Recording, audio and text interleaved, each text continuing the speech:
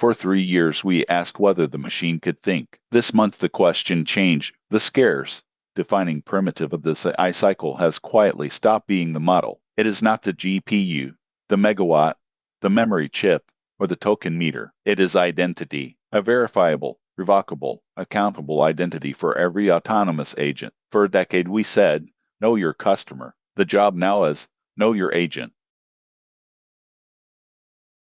Start with the gap, because it is stark. A large majority of organizations now run AI agents, but only about 22% treat those agents as identity-bearing entities at all. Only about a third apply the same security controls to their digital labor force that they apply to humans. And 88% of organizations running agents have already had a confirmed or suspected agent-related incident. We deployed the agents. We forgot to give them identities.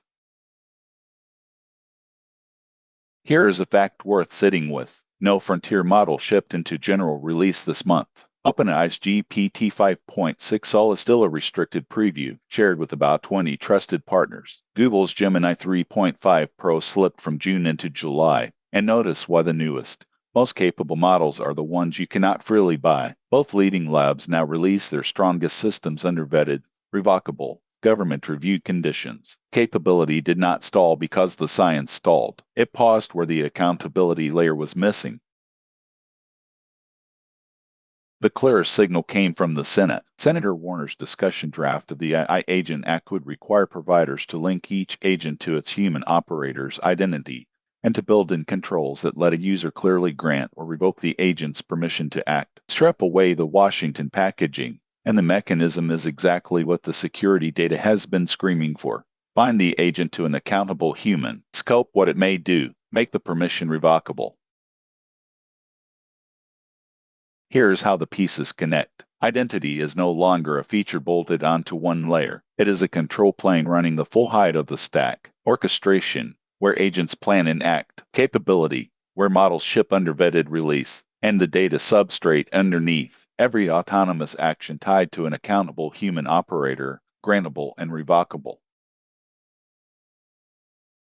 Drop down to the foundation, and the same story plays out in the least glamorous corner of the stack, the data catalog. For years it was a directory. Now it is a runtime decision maker. Databricks previewed context and identity attributes for Unity Catalog. Access rules that evaluate, at the moment of the request, whether the caller is a human, an application, or an agent. The data platform stopped being where agents get their data and became where agents get their permissions. All of this runs on a capital build with no precedent. Data center spending will pass $1 trillion this year. On June 29th, Digital Realty agreed to buy 288 megawatts of Northern Virginia data centers for $7.8 billion. And every rack spins up service accounts and tokens. Machine identities already outnumber humans by roughly 45 to 1 in the average enterprise, and by as much as 144 to 1 in the cloud. We are building the largest fleet of non-human actors in history, and most of it is invisible.